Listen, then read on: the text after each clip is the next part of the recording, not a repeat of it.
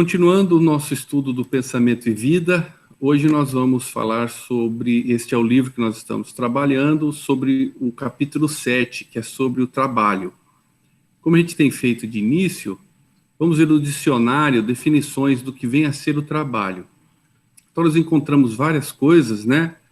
Como o conjunto de atividades produtivas ou criativas que o homem exerce para atingir determinado fim. Então aqui nós já vemos que são atividades, ou seja, é uma coisa prática que eu faço com o meu corpo. Eu também vejo que essas atividades são produtivas ou criativas. Então existe o trabalho que faz coisas e aquele que cria, às vezes, arte, cultura, sociedade, né? E que tem um fim, ou seja, a gente deve saber para onde vai quando trabalha e busca entender tudo isso. Também tem como sinônimos atividade profissional regular, remunerada ou assalariada. E isso é interessante, que às vezes um repórter, alguém quer se referir a uma pessoa, e a gente sempre usa profissão, né? Então, às vezes, uma coisa estranha, alguém foi assaltado, ele fala já se é um comerciante, se é um empresário. Então, o que a gente faz nos identifica muito aqui na sociedade. E o trabalho também possibilita ao homem concretizar sonhos, atingir metas e objetivos de vida. E nisso, como espiritualistas, como espíritas, é muito importante que a gente veja que objetivos queremos com o nosso trabalho. E acredito que a intenção de Emmanuel, colocando no Pensamento e Vida esse título, é justamente para que a gente pense para onde vamos e o esforço nosso de cada dia visa o que exatamente. E para começar, eu me lembrei destas passagens de Jesus, essa é uma em especial, quando ele cura no poço de Betsaida, aquele paralítico que estava lá há muito tempo, tentando se curar e não conseguia, e Jesus faz a cura dele num sábado.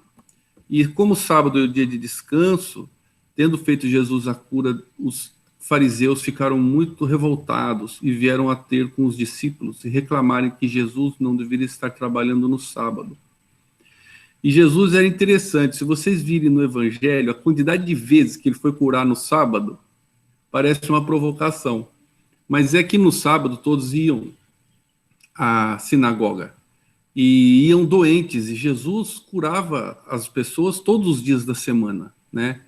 E aí vem uma questão importante que Jesus coloca. Ele, porém, lhes respondeu, quando vieram reclamar que ele estava trabalhando no sábado. O meu pai trabalha até agora, e eu também trabalho. Então, nessa passagem de João, nós vemos a importância que Cristo deu ao trabalho. E às vezes nós pensamos que Deus criou o mundo em 6 dias e descansou no 7º, que esse descanso é uma coisa eterna. E nós vamos desfazer esse mito. E Jesus desfez esse mito há 2000 anos, quando ele disse, meu pai trabalha até agora. Não parou. Deus não para a sua ação nunca. E Jesus também disse, eu trabalho também. Então ele valorizou muito nessa passagem a importância do trabalho. E Kardec dedicou, no livro 3º do Livro dos Espíritos, um capítulo inteiro, o capítulo 3 ao trabalho, e ele colocou o trabalho como uma das leis da natureza. Então, o capítulo é a lei de trabalho, né, que Allan Kardec colocou. E na pergunta 682, eu trouxe, aqui nós vamos ver várias perguntas relativas à lei do trabalho, mas nessa, Kardec pergunta, o repouso, sendo uma necessidade após o trabalho, não é também uma lei? Se o trabalho é uma lei, o repouso também não é uma lei? Sem dúvida, respondeu o espírito.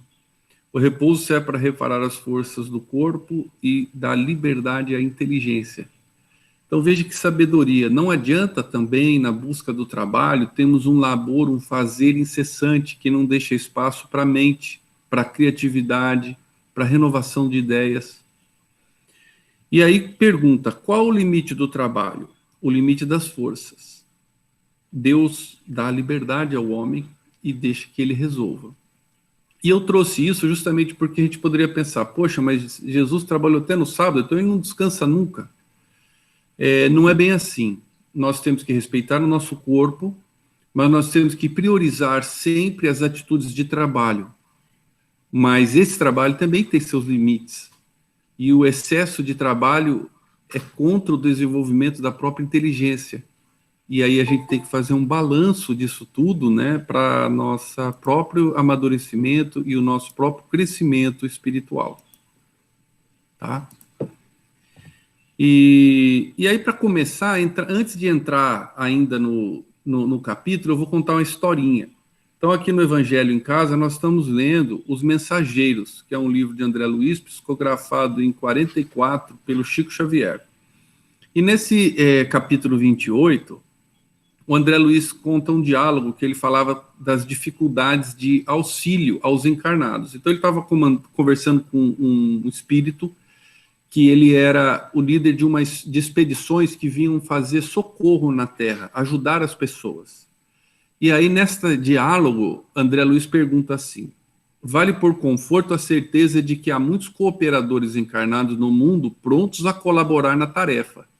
Então, ele estava falando das dificuldades e André Luiz retrucou: mas o bom é que sempre tem na Terra uma série de pessoas que querem trabalhar, dispostos a colaborar.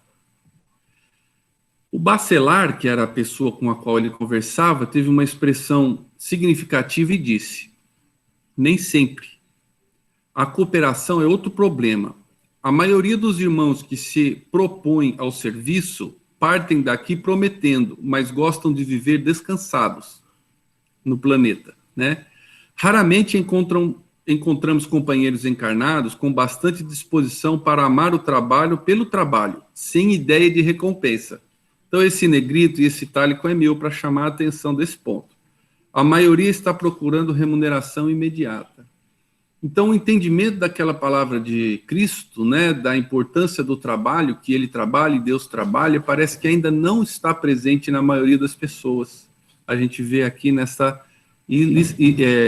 exemplo em André Luiz. Continuando ainda, o senhor Bacelar explica que nessas condições, né, quando as pessoas não querem o trabalho pelo trabalho, fogem ao trabalho, a mente lhes fica como um aposento escuro, como que se a mente da pessoa se escurecesse, não refletisse mais a luz, atulhado de elementos inúteis. A força que vivenciam raciocínios confundem igualmente, que de viciar em raciocínios confundem a visão. Então, essa nossa não disposição ou fuga do trabalho vicia a nossa mente e a nossa visão espiritual. E aí ele dá vários exemplos. Enxergam tormentas onde há paisagens celestes, montanhas de pedras onde há caminho de gloriosa elevação. De pequenos enganos a pequenos enganos formam um continente de fantasias. Daí por diante, a recapitulação das experiências terrenas inclina-os mais fortemente para a exigência animal, as paixões e necessidades do corpo. E aí a pessoa busca o que é bom para si, busca coisas, poder, né? E quando chega a esse ponto, dificilmente ela consegue perceber as grandezas divinas e as oportunidades que o trabalho representaria. Então, o que temos em nossa vida que é, na realidade, um caminho celeste e vemos uma paisagem tormentosa? Onde que está uma montanha de pedra, que eu acho que é uma montanha de pedra, mas na verdade é um caminho glorioso de elevação? Esse é o convite que André Luiz faz e neste capítulo esperamos trabalhar um pouco para a nossa transformação interior das nossas visões da vida. E finaliza essa parte do diálogo Bacelar dizendo do desculpismo, né? Quantos pretextos são inventados pela criatura terrestre para fugir ao testemunho da verdade divina? Os mordomos da responsabilidade alegam excesso de deveres. Então, aqueles que tomam conta de coisas responsáveis falam que estão trabalhando muito e não podem ajudar. Os que obedecem dizem que não tem tempo, porque tem que seguir as ordens. Os que guardam dinheiro, aqueles que têm dinheiro, tomam conta do patrimônio amoedado em vez de usar as suas oportunidades de tarefa. Os que recebem a bênção da pobreza de recursos monetários aconselham-se com a revolta, então estão revoltados no trabalho. Os moços declaram-se jovens e relutantes. Os idosos afirmam que não têm mais forças. Os casados reclamam que a família lhes exige, e os solteiros queixam-se que não tem família. Então, são situações de desculpismo que a gente alimenta e que impede-nos, muitas vezes, de assumir tarefas. E é aqui que vale a reflexão da noite de hoje. Entrando, então, no texto de Emmanuel, ele diz assim: se nos propomos retratar mentalmente a luz dos planos superiores, é indispensável que a nossa vontade abrace espontaneamente o trabalho por alimento de cada dia. Então, aqui nós vemos, né, uma exortação muito importante de Emmanuel. Se eu quero retratar o bem, é como Bachelard falou, o espírito, quando não trabalha, é como a mente dele ficasse presa num vaso escuro, né? Eu tenho que trabalhar. E abraçar é demonstração de afeto, de amizade, né? Então, eu tenho que ter afeto pelo trabalho, vontade e afeto. Veja, espontaneamente, vontade para abraçar espontaneamente o trabalho por alimento. E retratar a luz, nós já estudamos no capítulo 5 do Pensamento e Vida, que diz que a mente nossa, quando nasce, está entulhada de cascalho, presa numa caverna escura, e nós temos que libertá-la. E a gente vai desentrançá-la das trevas à custa do esmeril do trabalho. Então, esmeril é aquela pedra que come o metal e deixa ele liso, brilhante, né? E quem é o esmeril é o trabalho, né?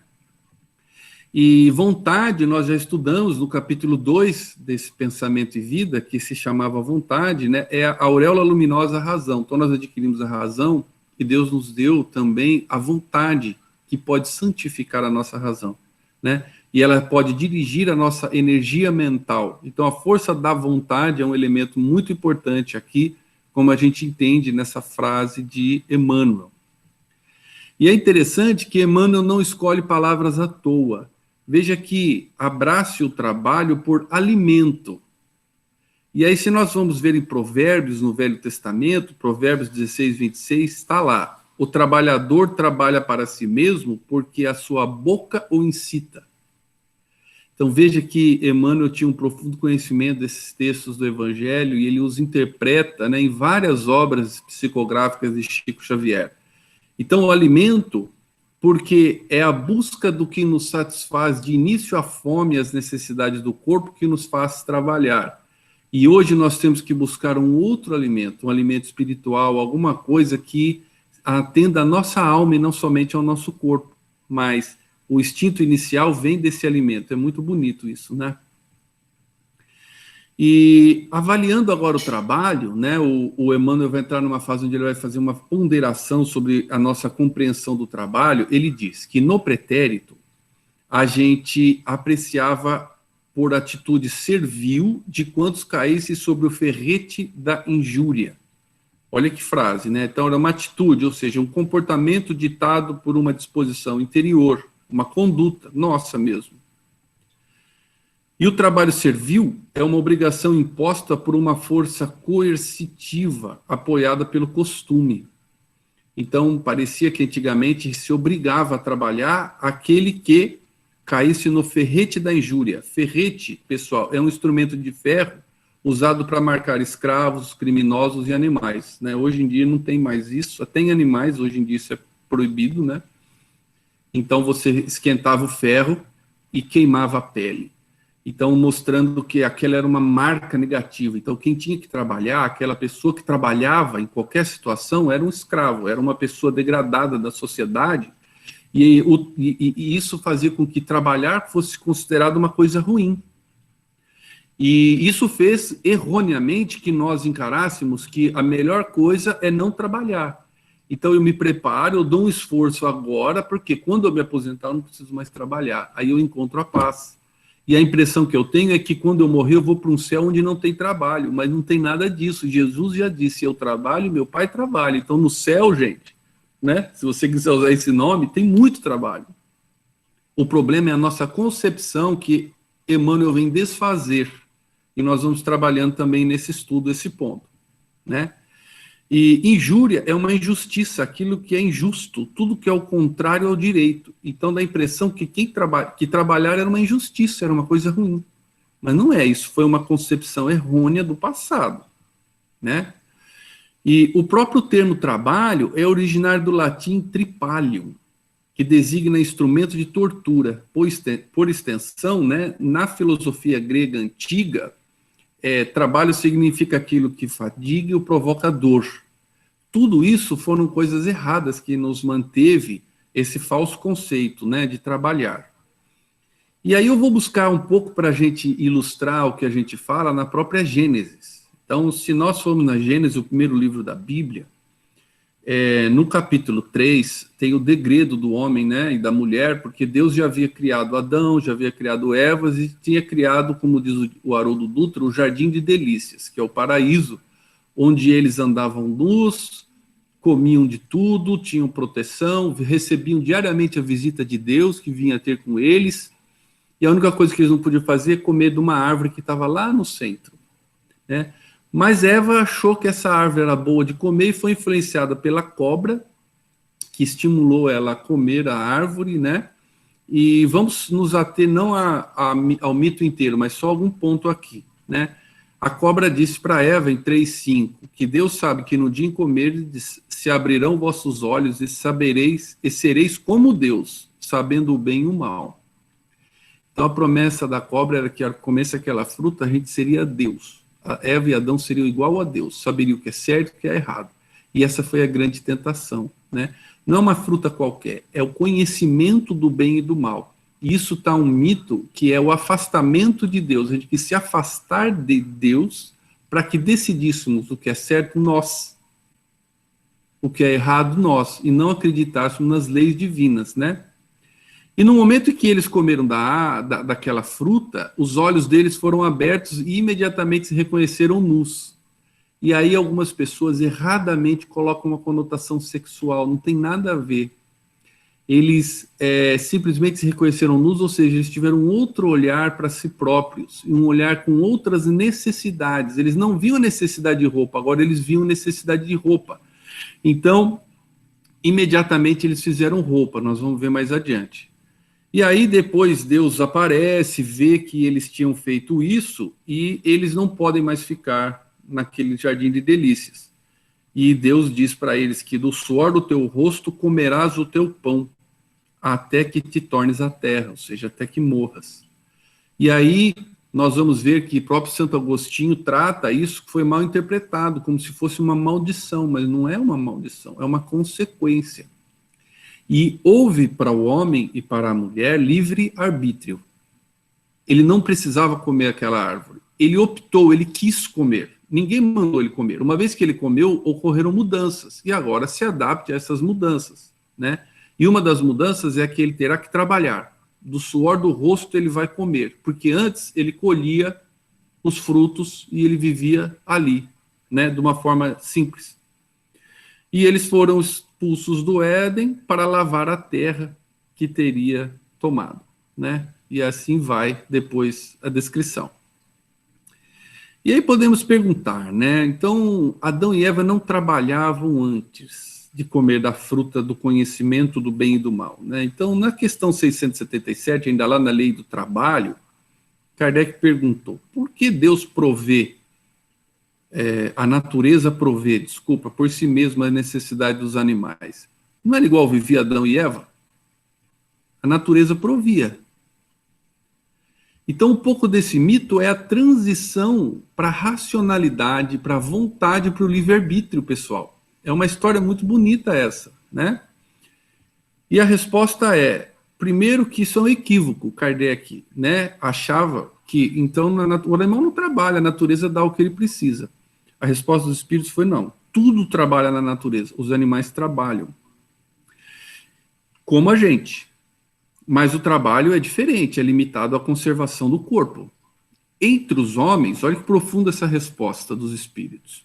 O trabalho tem como um duplo objetivo, não só conservar o corpo, como desenvolver o pensamento, que é também uma necessidade que nos eleva acima de nós mesmos. E aí a primeira pergunta lá atrás, né, eu não pus na ordem correta, então o trabalho é uma lei da natureza? Sim, o trabalho é uma lei da natureza, e por isso mesmo uma necessidade. E o Espírito ainda foi além, dizendo que a civilização obriga o homem a trabalhar mais, porque aumenta as suas necessidades e os seus prazeres. No prazer, temos a motivação, a paixão, que nos faz ir além. E ela nos foi uma mola importante, que agora nós vamos trocar de mola, é o que a gente tem falado nos nossos estudos, né? E vejo que em 3:7, ainda lá na Gênesis, né, quando abriram-se os olhos do homem e da mulher, de Adão e Eva, eles se perceberam nus, e eles então imediatamente transformaram a natureza e fizeram um objeto para cobrir as suas partes, ou seja, eles costuraram folhas de figueira e fizeram aventais, que coincide com o conceito mais moderno que eu vou trazer para vocês do que é o trabalho, que é de Hegel. Vocês vão ver que beleza isso. Então, lá no Velho Testamento já havia a semente dessa informação. As necessidades naturais que vêm com o desenvolvimento da razão, do intelecto, criam necessidade para nós. E nós passamos a transformar a natureza, e isso é um trabalho. Então, eles cozeram lá, transformaram a natureza, e animal nenhum faz roupa para si próprio, mas eles já fizeram. Isso é a entrada na humanidade, no princípio inteligente. E o Senhor Deus... e aí no finalzinho dessa história da Gênesis, ainda tem uma parte que eu acho interessante, que é: e fez o Senhor Deus a Adão e a sua mulher túnicas de pele e os vestiu. Veja que na história mostrou como Deus cuida de nós, porque ele poderia ter simplesmente expulsado e falado: agora você vai ter que trabalhar para comer, se vira. Não, ele ainda deu roupa para eles, né? Vamos brincar dizendo assim, a roupa de folha que ele tinha feito não era boa, então ele deu uma roupa de pele. Ou seja, Deus participa de todos os nossos processos. No momento que o homem sentiu a necessidade de ter roupa, Deus ajudou e deu uma roupa ainda melhor, deu de pele, que era de folha. Olha que legal, né? E um outro ponto ainda muito importante da lei do trabalho é esse: só devemos entender por trabalho ocupação material? Não, o espírito também trabalha como o corpo. Toda ocupação útil é trabalho, e hoje isso é muito amplo, né? O trabalho intelectual é cada vez mais valorizado na nossa sociedade. Então, continuando Emmanuel, né? Ele fala então do pretérito. Nós vemos combater esse conceito com o suporte aqui da doutrina espírita, e aí ele continua ainda dizendo que a escola, as artes, as virtudes domésticas, a indústria, o trabalho do solo, tudo era relegado antigamente a mãos escravas, reservando-se os braços supostamente livres para a inércia dourada. Então, essa é uma visão fictícia, né? E Santo Agostinho já desfez isso, né? Então, ele já desfez essa conotação tradicional do trabalho como maldição, que é essa, né? Tu comerás o pão com o suor do teu rosto. Já mostrei para vocês, do Gênesis. E ele diz que vicissitudes do trabalho são consequências do livre-arbítrio. Ele, inclusive, fala isso. O homem comeu, a mulher comeu daquela fruta porque quis. Então, mostra que Deus nos deu livre-arbítrio, deu liberdade. Porque se Deus quisesse impedir mesmo da gente comer aquilo, ele teria criado outro jeito. E o trabalho em si não tem conotação para Santo Agostinho. O trabalho, o ato material de trabalho não tem conotação. É a ação do trabalhador que é boa ou má. Então ela pode ser ruim ou boa, dependendo do objetivo do trabalho. Então o objetivo do nosso trabalho se torna muito importante para nós. Ainda continua Santo Agostinho: Deus criou o mundo para o homem habitar, e compete ao ser humano, através do trabalho, transformá-lo. Então as roupas foram a primeira transformação. A profissão criada é exterior ao homem, mas é o próprio homem, em última instância, que pode torná-lo bom ou mal. E o livre-arbítrio, né, pelo livre-arbítrio, o homem, no uso de sua vontade, pode tornar o mundo perfeito de se viver ou um lugar inviável de se morar. Nós não devemos nunca atribuir a Deus qualquer tipo de coisa ruim, porque tudo isso é criação humana. E é passageira, porque nós estamos aprendendo e logo, logo nós vamos estar fazendo cada vez melhor as nossas coisas. E aí, entrando Emmanuel no tempo atual, diz: hoje, porém, sabemos que a lei do trabalho é roteiro da justa emancipação. Sem ela, o mundo mental dorme estanque. Já havíamos visto isso no Livro dos Espíritos.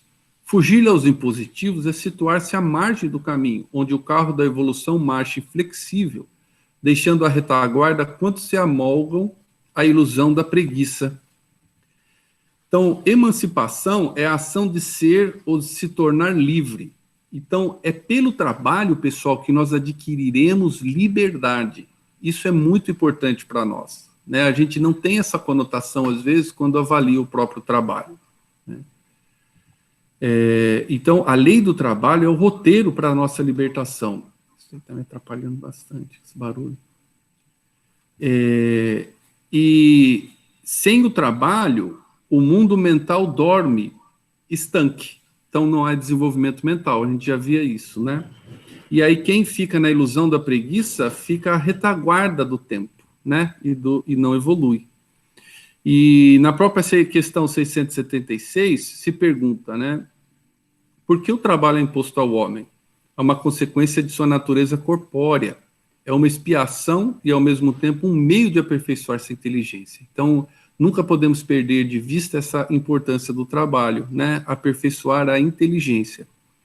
E para ilustrar tudo isso, eu vou fazer um parêntese, sair do conteúdo espírita e entrar um pouco em alguns pensadores, né? Então, o primeiro pensador que eu gostaria de trazer é John Locke, que ele nasceu em 632, na Inglaterra. E ele fez uma avaliação tão profunda do trabalho que ele conseguiu modificar a estrutura do pensamento moderno e contemporâneo. E para Locke, ele argumentava o seguinte, que todo homem tem direito ao seu corpo, e sendo o meu corpo meu, o fruto do trabalho das minhas mãos e do meu corpo também é meu, né? Então eu teria direito não só ao meu próprio corpo, como eu teria direito ao trabalho que eu faço. Então, a capacidade humana de tornar um objeto disposto na natureza para a satisfação de todos, então uma coisa que havia um campo. Então, é um campo que ele é feito por Deus, segundo Locke, qualquer um poderia utilizar aquele campo. Mas no momento em que eu vou lá, me aproprio dele, como? Trabalhando, modificando, fazendo evoluir aquele campo, ele pode passar a ser meu, né? E ele criou a justificativa que hoje, até hoje, se usa na questão da propriedade privada.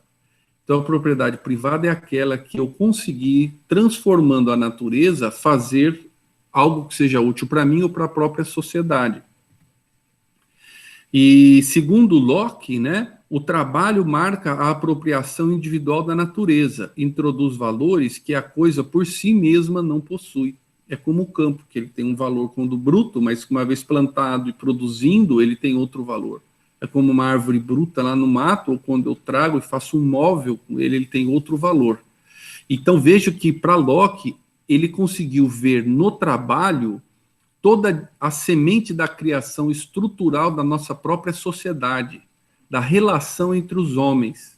Isso eu trouxe para a gente imaginar o quão profundo é o trabalho e suas consequências na vida social e da pessoa.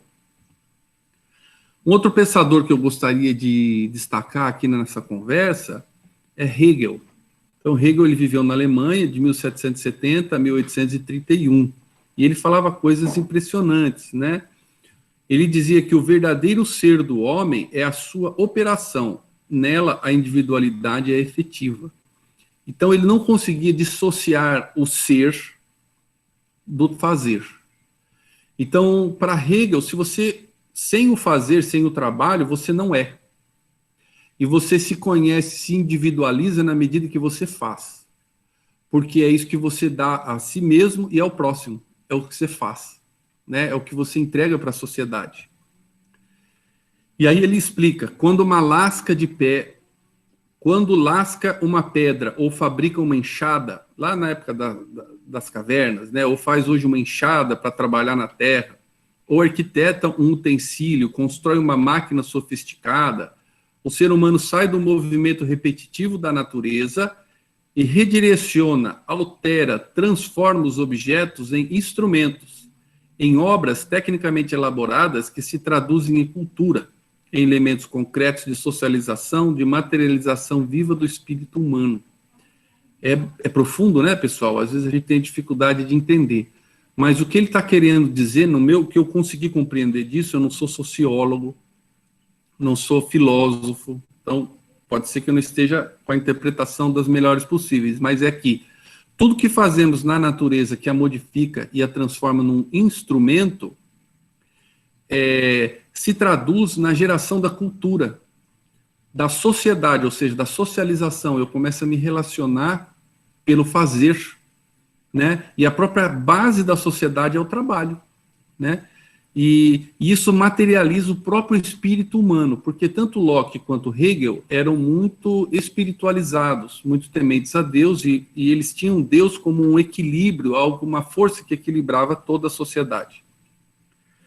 E aí ele diz ainda que a educação pelo trabalho torna-se a mais alta expressão de cultura e de socialização do ser humano, que se torna consciente de sua liberdade de criar e busca o reconhecimento do outro pela linguagem e pelas instituições sociais. Isso aí está a referência de onde eu tirei essas interpretações, né? Então, a educação pelo trabalho é a mais nobre de todas, na visão do Hegel, né? E aí, com isso, com o trabalho, o ser humano se torna consciente de que é livre e que tem capacidade de criar. E essa consciência faz com que ele busque a própria linguagem, o fato de eu ter que comunicar, de eu desenvolver uma forma de comunicação, e a própria base da instituição social vem disso tudo, do trabalho. Para realizar-se e conquistar a compreensão plena de si, o espírito precisa manifestar-se concretamente no trabalho, né? E aí ele faz uma distinção, e Santo Agostinho já tinha feito isso com Jesus, com a fala do Gênesis, desculpa, e ele faz isso com os antigos filósofos, né? Então ele faz uma distinção, Hegel, entre o poien e o pratien, que seria o fazer e o agir na língua grega, certo? Então, para Aristóteles, a gente só falou bem de Aristóteles, né? Várias vezes eu trouxe Aristóteles nas nossas conversas, falando coisas muito boas que ele falou. Mas agora eu vou falar uma coisa que ele falou que não era boa, não. E a gente não pode idealizar nenhuma dessas pessoas. Então, eu não posso imaginar que Hegel, Locke, que eu estou falando, eles são espíritos de luz. Nada disso. Eles são espíritos humanos que têm coisas boas, coisas ruins, mas que trouxeram pensamentos importantes. Por isso que a gente traz eles. Então, Aristóteles, mesma coisa. Ele fez coisas muito boas, mas veja só. Para Aristóteles, o poien era atividade produtiva manual, que era feita por um escravo, que, segundo ele, é um animal que fala, e uma ferramenta viva. E ele considerava isso uma atividade inferior, porque nela se realiza um fim externo. Então, pode ser uma pintura, o professor era um escravo que ensinava os próprios filhos, um arquiteto que fazia uma casa, aquilo para eles não tinha valor, porque são coisas materiais, né? Era poien, serviço de escravo. E o bom era o pratien, que era uma atividade pensada, intelectual, uma ação com finalidade social, política. Aquele que trabalhava no sistema político da sociedade de Atenas. Então, este era o bom trabalho. E foi feita sempre essa distinção que ainda impera hoje, né, pessoal? A gente tende a pagar mais por quem está no comando intelectual do que está no fazer. E talvez a gente precise repensar isso, né? E aí ele disse, na verdade, que isso é uma divisão artificial, que o poien e o pratien são iguais em importância. Por quê? Pelo trabalho, ao transformar a natureza, ou seja, o trabalho de poien, que é o trabalho material, que transforma a natureza, o homem transforma a si próprio, e aí então ele tem o pratien. Então, o poien e o pratien, na verdade, são a mesma coisa, segundo o conceito de Hegel. E ele veio enaltecer o trabalho e valorizar a importância dele para a sociedade e para nós mesmos.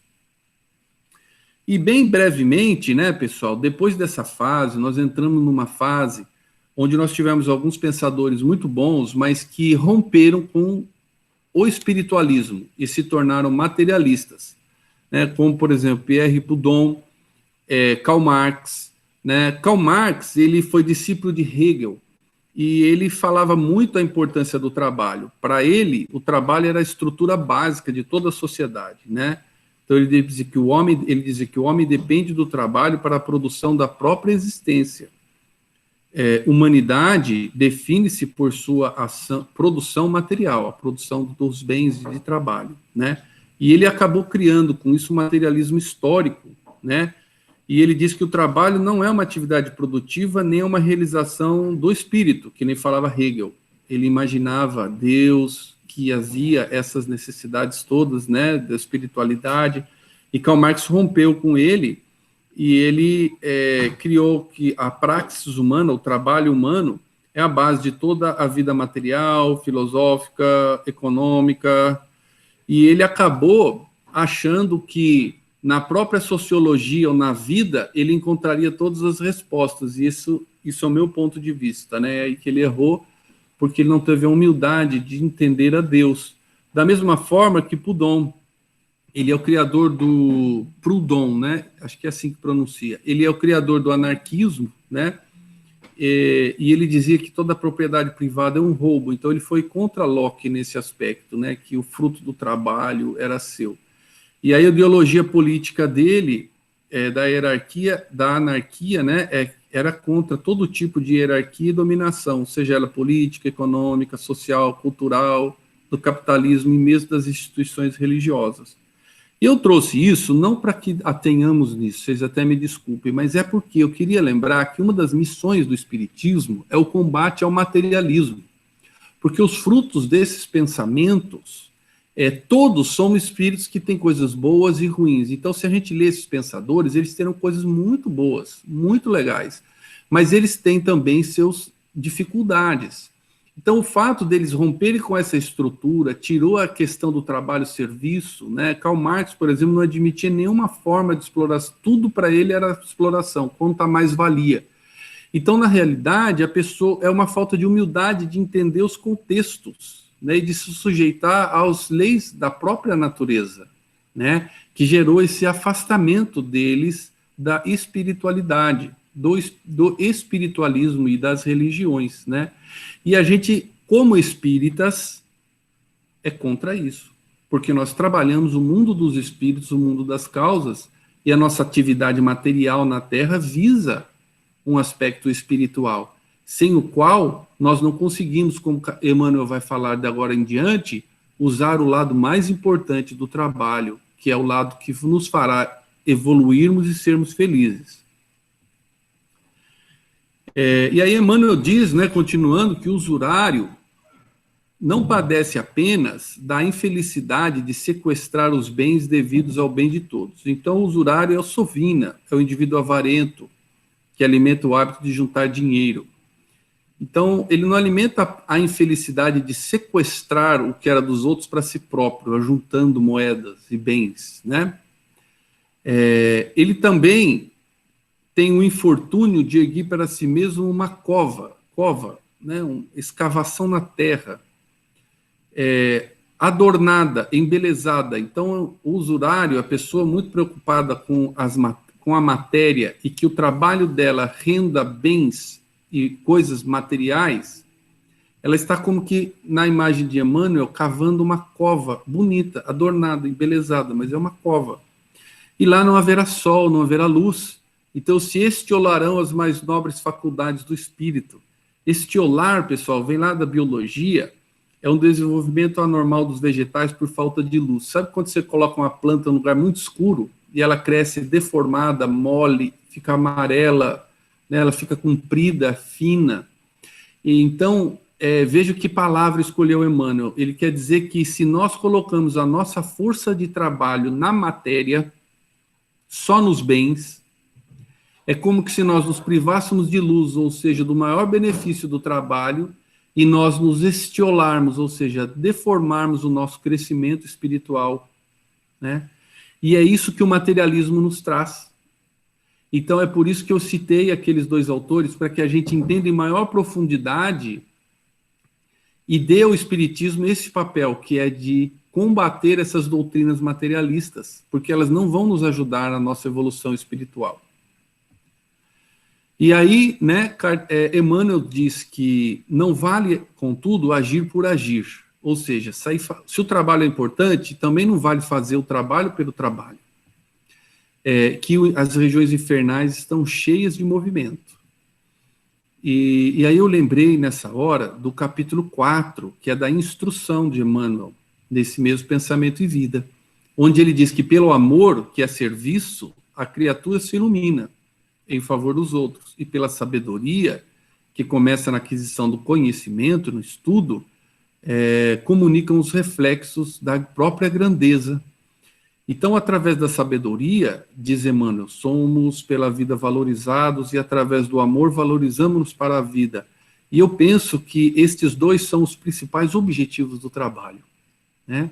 O trabalho que nos valoriza na medida em que nos instrui e o trabalho que faz com que a vida nos valorize na medida em que ele é amor ao próximo.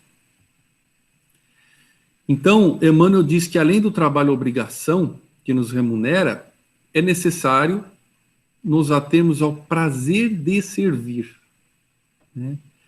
E é nisso que, às vezes, as teorias materialistas não nos ajudam, porque é muito toma lá da cá. É uma coisa, assim, baseada na matéria. Então, o materialismo histórico, dialético de Marx é isso, é só ver a matéria se autoexplicando a sociedade. Se você tira a dimensão divina, fica muito difícil. Por isso que a conclusão dele foi a revolução, não foi o amor, né? E nisso ele rompeu com Hegel, que era espiritualizado e não via nada disso, né? Então, o prazer é a sensação ou emoção agradável, ligada à satisfação de uma vontade e de servir, trabalhar em favor de alguém, de uma instituição, de uma ideia. Então, quanto do nosso labor é feito com prazer e sem querer coisas materiais em troca? Lembra lá do Bacelar, na conversa que eu trouxe de início com o André Luiz? A gente nasce e se ocupa com as coisas materiais e temos poucos dispostos ao fazer espiritual, e o desculpismo, sempre existe uma justificativa, né? E a ação de uma vontade, o prazer é uma ação de uma vontade. E Santo Agostinho dizia isso, que a primeira liberdade da vontade é poder não pecar. Então, pode ser que eu peque ou não, posso não pecar. E a última é não poder pecar. Então, eu não consigo mais pecar, porque eu faço o certo. E isso é a evolução espiritual nossa pelo trabalho. Eu posso trabalhar ou não trabalhar. Quando eu evoluir, eu vou trabalhar porque eu tenho que trabalhar. É isso que vai me deixar feliz. E daí virá minha felicidade. E então, né, no capítulo 4, já falava Emmanuel que estudar e servir são as rotas da obra da elevação. Né? Servir é trabalhar.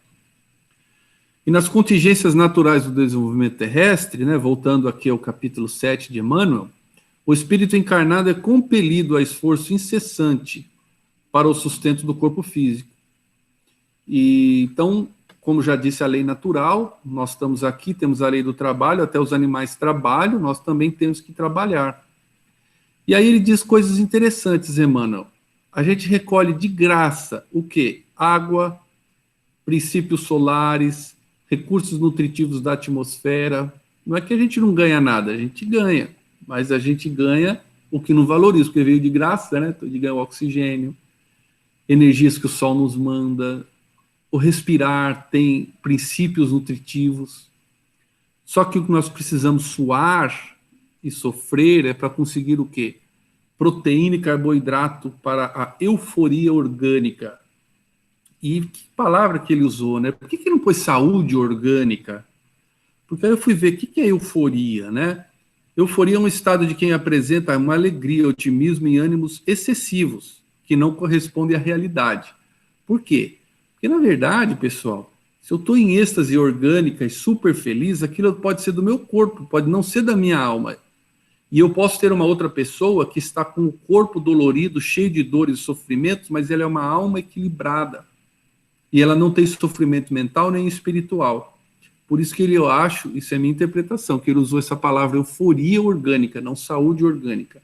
Mas fica aí a questão que a natureza nos dá algumas coisas e nós temos que conseguir outras. E nós vemos que lá na historinha da Gênesis, né, Adão e Eva fizeram uma roupa de folhas e Deus deu uma roupa de pele para eles. E nós vemos que os conceitos de Hegel, da transformação das coisas, a criação de objetos, estão muito também ligados, eu esqueci de comentar isso quando eu falei de Hegel, a esses princípios que estão na própria Gênese do que vem a ser o trabalho do homem, né?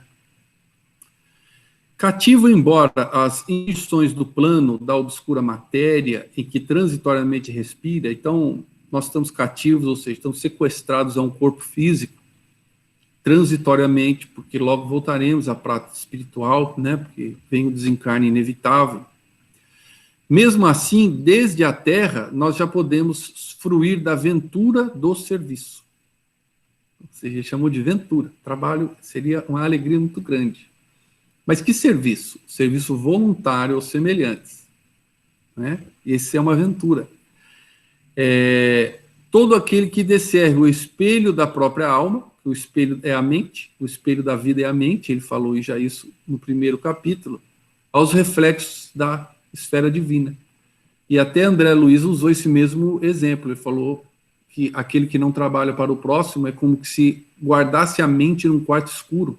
Então ele não está refletindo Deus, né? Não está fazendo brilhar vossa luz. Então cativo é quem perdeu a liberdade, né? Então ele está cativo, não temos a liberdade. E injunção, influência coercitiva de leis, regras, costumes, né? Injunção da matéria. Mas pode ter um contentamento pelo sucesso, uma felicidade. Pelo que é sucesso? Pelo serviço ao próximo, né? Desde que a gente descerre, ou seja, retire, ponha de lado, né, o nosso espelho e a gente reflita o bem. E aí ele começa a fazer a dicotomia, né, que Hegel já tinha feito também, que Aristóteles, que são os dois tipos de trabalho. Mas em Emmanuel isso será sublimado, porque ele vai falar do trabalho com fins materiais e do trabalho com fins puramente espirituais, não intelectuais, porque o intelecto não deixa de ser uma coisa da sociedade material. Então, ele diz assim: o trabalho-ação transforma o ambiente e o trabalho-serviço transforma o homem. Então é por isso que ele disse lá atrás, não adianta o serviço pelo serviço. O inferno está cheio, o umbral está cheio de movimento. O que importa é o trabalho que transforme a nós próprios. Então, o objetivo do nosso trabalho é muito importante para a gente. O que a gente quer com ele? Onde ele vai nos levar? Né? Do trabalho à obrigação, ao prazer de servir, está aí um jogo.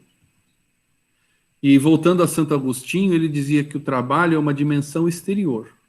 É a ação na matéria. Ele não é bom nem mal. O que importa é o uso, que é a dimensão interior. Como eu faço? E com isso, Santo Agostinho, Hegel, Locke, tiram esse preconceito de que existem bons ou maus trabalhos. Você pode ser uma pessoa que faz um trabalho humilde, não importa. Como você o faz? Como aquele trabalho transforma você? Ele lhe dá sabedoria? Ele lhe dá humildade, resiliência, ele é um bom trabalho. Agora eu faço um trabalho muito importante, que todos admiram, pagam bem, me dá poder, mas aquilo me faz ser orgulhoso, vaidoso, pretensioso, que eu me aproprio dos bens dos outros, tenho mais do que eu preciso para viver, porque eu recolhi tudo, fiquei multimilionário e guardo dinheiro só para mim. Então não é um bom trabalho, apesar da sociedade achar que é bom, não é bom. Essas mudanças são muito importantes no nosso modo de encarar a vida, para que a gente seja espiritualista e não materialista. Não valorize o trabalho material ou o que a sociedade acha bom, mas que a gente pergunte o que a gente quer, né? Ainda Santo Agostinho diz que a profissão, que é o exterior, considerada em si mesma, também não é boa nem má, né? Não pode ser um médico ou faxineiro do centro cirúrgico. Não importa.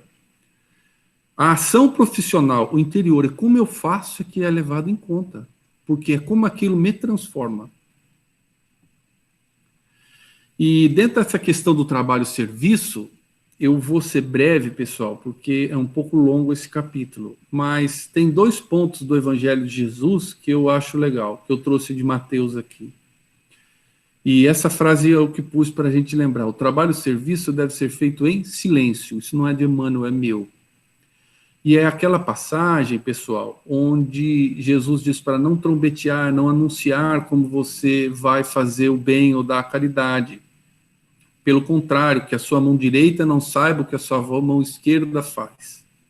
E veja que profundidade tem isso dentro da dimensão hoje do trabalho. Se a gente pensa só em dar esmola, eu posso pensar, é para eu dar esmola sem ninguém saber. Não é isso, pessoal, é como eu vivo minha vida inteira. Que profissão eu quero e acho digna? Então, para que eu quero determinado trabalho? É para aparecer ou para colaborar de verdade com a sociedade, com o próximo, comigo mesmo? Mão esquerda, mão direita, não pode saber. E a outra que é muito significativa também, que é aquela história do óbolo da viúva. Então, Jesus havia visto e comentado com os discípulos que os fariseus jogavam dinheiro no gasofilácio lá e faziam um grande... tocava trombeta e fazia alarde de que estavam doando. E aí veio uma senhora viúva e deu 2 leptos, que era uma moedinha, um valor bem baixo. E Jesus falou, olha, este é o maior donativo, porque ela deu o que lhe faltava. Então, quando você trabalha, o que você dá de si que realmente importa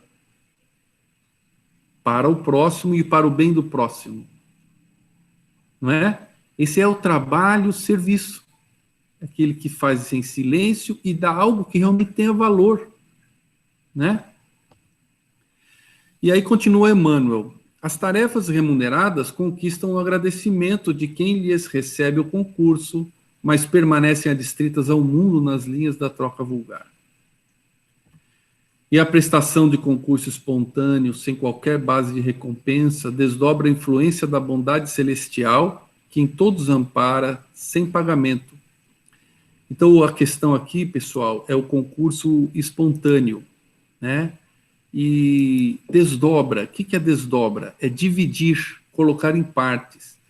Então, o nosso trabalho espontâneo, como daquela viúva, ou do óbolo da viúva, ele é um trabalho que espalha, divide para com todos as bênçãos divinas. Então, não é também bênção nossa, porque nós em si não somos nada, mas Deus e Jesus podem através de nós, não é? Através do que nós fazemos. E aí a influência é a ação de um agente suscitando modificações. Então é pelo trabalho, serviço, o trabalho espontâneo, pelo prazer, que nós modificaremos a nós e a partir de nós modificaremos o próximo, modificaremos a sociedade, não é? A maneira que nos se alonga a ascensão, ou seja, como vamos evoluindo como espíritos, entendemos com mais clareza a necessidade de trabalhar por amor e servir. E ele havia dito no capítulo 4, Emmanuel, que amor é serviço ao semelhante. Então não existe essa questão de amar e não fazer nada, né? Então, você ama alguém ou alguma causa, o que você faz por ela? Senão não é verdadeiro.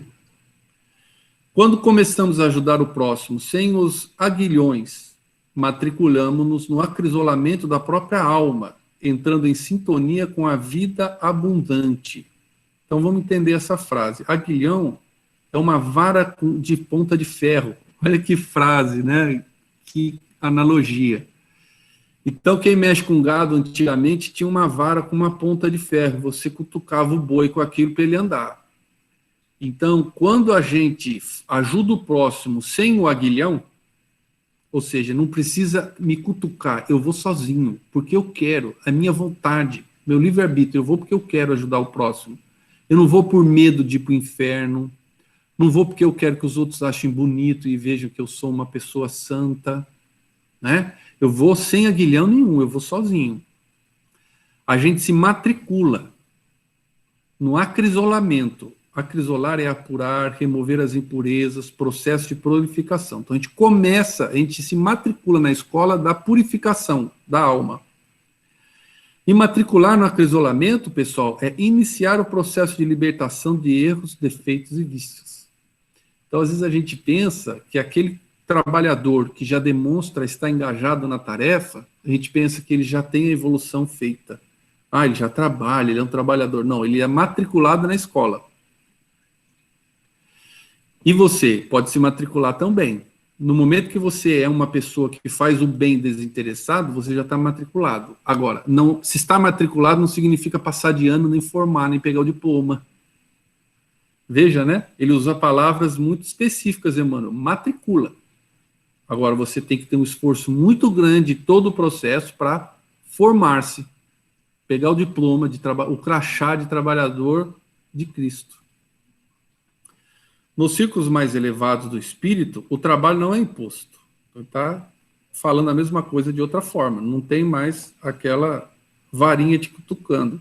A criatura consciente da verdade compreende que a ação no bem é ajustamento às leis de Deus. Então ela faz por compreender e se rende por livre vontade.